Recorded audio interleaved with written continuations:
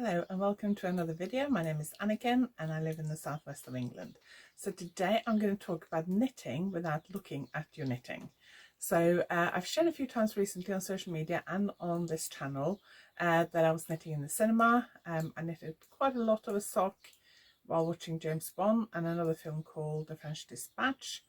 And what was the last one we saw? Oh, Spencer. So I do knit in the cinema quite a lot. I also knit in loads of other places. So I am quite used to knitting without looking at my knitting. So today I'm going to talk about that. So thank you for joining me. I hope you enjoyed this video. If you are new here, welcome. If you are a returning viewer, thank you very much for joining me again. If you haven't yet subscribed, please consider subscribing. We are getting close to 1,000 subscribers and I am planning a big giveaway when we get to 1,000 subscribers. So if you haven't subscribed yet, please consider subscribing and also please comment and like the video if you enjoy it.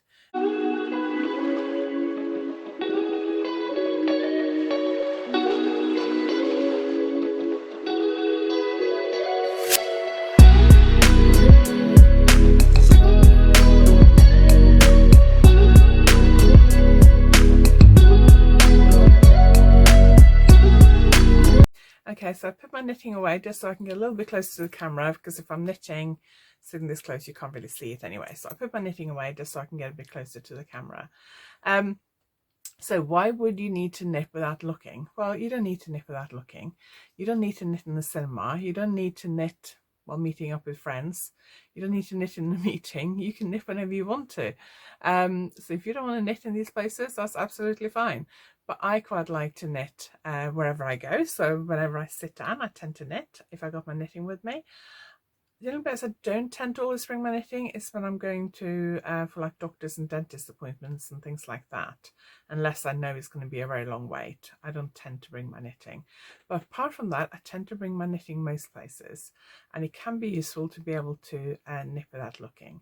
So a few of the places that I have been knitting in the past is in coffee shops and pubs, obviously, meeting friends, at the hairdressers while I'm having my colour done, where else, in church, at cinema, on planes, trains, in the car, obviously not when I'm driving, and only on the motorway or very smooth straight roads, because I don't do very well with knitting when the roads are a bit windy.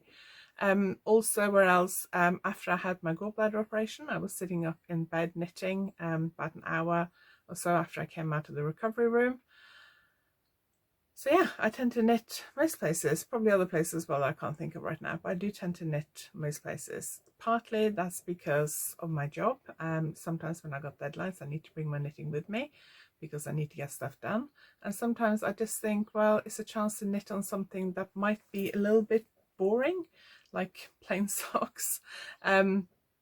So yeah, that's why I knit most places. So I'm just going to share the story of why I started knitting in the cinema before we talk about how you can knit without looking. So to be able to knit in the cinema, you really need to be able to knit without looking at your knitting, because it can be quite dark depending on which cinema you go to. So being able to knit without looking at your knitting is a good idea if you're going to the cinema, going to knit in the cinema. I first started knitting in the cinema when I got back into knitting, probably about 15, 16, 17 years ago, probably 16, 17 years ago now. My kids were at primary school, and there were these fluffy fake fur novelty scarves were really popular. Loads of kids and mums at school were wearing them, and my daughter wanted one. So I asked one of the other mums, I asked a few of the other mums actually, where they got their scarves from, thinking maybe there must be a local shop that sells them because so many people had them, but I hadn't seen them in any of the local shops that I went to. And all of them said, oh, Granny knitted it, Grandma knitted it, Gran knitted it. And I was like, okay, well, Grandma in Norway would knit them, but they may not have that yarn in Norway, and British Grandma doesn't knit. So I thought, well, I better knit them. So I popped into the local wool shop and got some yarn and some knitting needles. I hadn't been knitting for a while, and then I just made up a pattern because I just knitted in garter stitch. So I just cast on enough stitches to get the width I wanted, and I just knitted long enough to make it the length I wanted. And then I actually started experimenting with like personalizing a little bit. So I actually worked out that if I got one ball and I use 8mm needles, and I cast on whatever many stitches I cast on, and I used to cast off a few rows into the scarf, probably about that much. I cast off some stitches in the middle of the row, probably about that much, and cast them back on again on the next row, so it created a slit. And then I'd make the scarf long enough so it would go around your neck, and then you could thread the end through the slit and it would sit nicely around your neck, but it wasn't too long. And I could do that out of one ball. And then a few people saw it, and I knitted a few for friends. I knitted loads for my neighbour, who bought loads from me for Christmas presents for like 2 or 3 years. And then I gave away as presents, and then I listed some on eBay, and I sold, I think I knitted that winter, I think I probably knitted like 80 scarves. And one time we were going to, the following year, my neighbour asked me to knit her some more for Christmas presents, and I was starting to get to a point where I was getting a bit bored with these scarves by that point. So we were going to the cinema, so I thought, oh, let's see if I can crank up one while we're at the cinema. So I took my knitting with me, and I knitted the whole scarf while we're at the cinema. And it kind of, what I charged for the scarf kind of paid for the film. So that's how I kind of first came to knit in the cinema. And since then I've knitted loads of things in the cinema. I have turned a heel at the cinema. I was a bit worried that that wasn't going to turn out right, but it did. I have knitted cables in the cinema. I did cross a cable once, and I had to drop back those few stitches and fix it. I've knitted some simple lace in the cinema, but most of the time I take socks now. The cinema that we go to in Plymouth, they used to have spotlights down the aisle. I guess that you didn't fall down the stairs. And I used to sit in the seat next to the aisle because I always like to be on the end seat. And so there was a little bit of light. It wasn't completely pitch black. Now they've refurbished all the cinema, all the screens there, and it is much, much darker. So I don't know whether I would have started knitting a cinema now if I hadn't already been used to it. So now I mostly take socks, usually plain rib or stocking stitch socks, something that's easy, that I can kind of feel what I'm doing and not worry about making mistakes. So let's talk about a few things that you need to do if you want to be able to knit without looking at your knitting.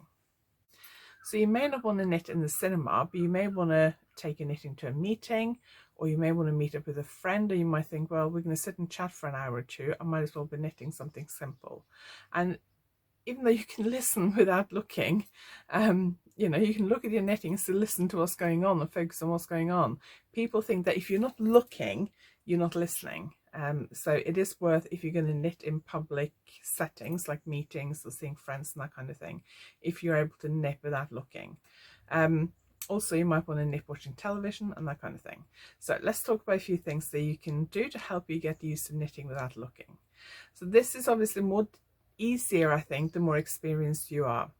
And the way I actually started trying to knit without looking at my knitting was because I have a neck injury, and looking down for a long period, or even just for like a minute, I can feel it starts to hurt my neck. So if I look down for several minutes, I get quite a lot of pain in my neck. So I try and not look at my knitting as little as possible. Obviously there are stitch patterns where I need to look at my knitting. Stranded colour work is one of those. Like this, I would need to look because all the stitches feel the same.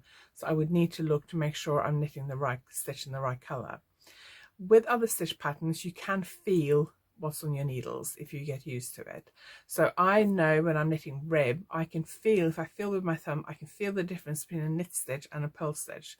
So if I stop partway through a row and I'm thinking, right, am I purling next, knitting next? I can feel that by feeling with my finger. Same, I can feel the difference between stocking stitch and reverse stocking stitch by feeling, because stocking stitch feels smoother. Cables as well, it's a little bit more tricky, and lace is also a little bit more tricky, but I tend to, when I've knitted lace, it tends to be stuff that I kind of memorize the pattern. I mean, if I'm in a meeting or seeing a friend, occasionally I will glance down just to check that I'm not doing something wrong. So the first thing that you need to think about is, can you feel the difference between the stitches that are happening on your needles? So get used to looking at your knitting and feeling it. So you might kind of think, right, I'm doing knit 2, purl 2.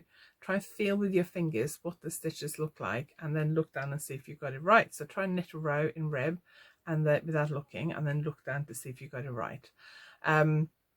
Also, you can count things in your head, but that's difficult if you've got to try and have a conversation with somebody. But I think the main thing is to try and feel what's going on your needles. I tend to knit a lot with the television on, so when I'm knitting at home, I tend to have the telly on, or I tend to watch stuff on my phone, on YouTube or something, and that is because it encourages me to look up and away rather than looking down. So when I'm sitting knitting, I'm watching the telly, I'm sitting there knitting, and I'm trying to watch the telly, then I occasionally will glance down on my knitting to make sure I got it right.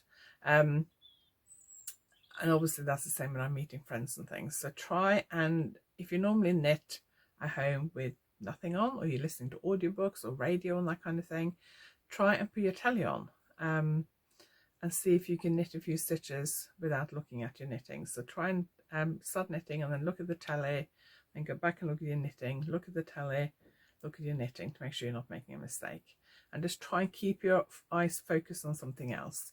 Try talking to somebody else, so try and keep your eyes focused on them, not in a kind of staring at them freaky way, but try and keep your eyes focused on the person you're talking to while you're knitting. You know, when you're talking to somebody, you can occasionally glance down just to make sure you haven't made a mistake. Same thing when you're in meetings. If you're in a meeting and you're constantly looking at your knitting, it can be very off-putting for the person who's talking, because they might think you're not focusing, even though you can still hear. So try and focus on the person that's talking, but take something easy that is easy to fix if you make a mistake. And then once you get used to feeling what's on your needles and knitting while you're not looking at your hands, you're looking away, you can take it one step further. You can actually close your eyes and then keep knitting while your eyes are closed, and see how many stitches you can do with your eyes closed. I have actually had days when I've been really tired and I've been sitting in my chair knitting, and then I kind of sit there with my eyes closed knitting, and I look like I'm knitting in my sleep, which I'm not, but I have quite often sat there kind of knitting with my eyes closed if I'm really, really feeling tired, but I need to get this knitting done, or I don't really want to fall asleep. So try and close your eyes and see if you can still knit. So let's get my knitting out. This is just a little piece I cast on for this video because I didn't have any knitting here. So if I'm knitting while I'm closing my eyes, I don't normally hold my knitting this high up either, but I'm doing that for this video. So I just close my eyes and see if I can knit, and start with just knit stitches, and then try purl stitches, and then try rib stitches. So I've turned my knitting, and I'm going to do, I slip the first one, knit one, purl two, knit two, purl two, knit two, purl two, knit two. There we go. So trying to do all these things, you will build up gradually. So try and feel what's happening on your needles. You can feel the difference between knit and purl stitches, for example. Choose something easy when you are trying to knit without looking at your knitting, and you, for example, cinema, meeting, seeing friends, anything like that. Try something simple that you don't have to focus on. And there are certain things, like I would never take colour work to the cinema with me. And then try and memorize the stitch pattern, so that you can kind of knit without thinking about it too much. And try focusing on something else. So either look at a view. So if I'm in a coffee shop or something, I tend to sit and knit and deliberately look around, because it is easy to just sit there and stare at my knitting. So I tend to sit there and knit and then kind of look around, and just, if I'm on my own. If I'm meeting a friend, I tend to focus on them, and obviously I can look down occasionally. And then try and knit with your eyes closed. And then after that, maybe try turning the light down. Another tip specifically for knitting in the cinema, because I knit with the stitches quite close to my needles when I'm knitting anything. With socks, the stitches are quite small. There has been times in the cinema where I have dropped the stitch off my needle and had to pick it up in the cinema. Usually if you're quick and you get your needle in there, might not unravel, but I have had times when it has unraveled a couple of rows. So one tip, and this is specifically for cinema knitting, if there's a scene where the light is quite bright, you can hold your knitting up in front of the screen like that, and then you can actually see through the light through the knitting. Then you might be able to see what you're doing, or if you made a mistake, or if the next stitch is a purl stitch or whatever. That doesn't work so well for films that are quite dark, because if the screen is dark, you don't get that light. But if the screen is very bright, like it's a bright summer's day or something outside scene, you can quite often look through your knitting and work out when you've made a mistake. So those are my tips for knitting without looking. So if you want to knit when you're at a cinema, you don't have to, of course, but if you want to, these are my tips for knitting without looking. So let me know if you've tried knitting in the cinema or hospital bed or church or meetings or public transport, seeing friends or wherever. Tell me where you normally knit. Tell me the strangest place you've ever knitted in. I guess mine might be the hospital bed, I don't know. And tell me if you've got any tips for knitting without looking, or do you have to keep looking down at your knitting the whole time? We can all change how we knit, so if you want to try and knit without looking at it all the time, especially if you get pain and tension in your neck, it's a good idea to try and avoid looking at your knitting all the time. So share any tips you have in the comments below. I hope you enjoyed this video. Thank you very much for joining me. Please like and comment and subscribe if you haven't already, and if you are a subscriber, thank you very much for subscribing, and I will see you next time.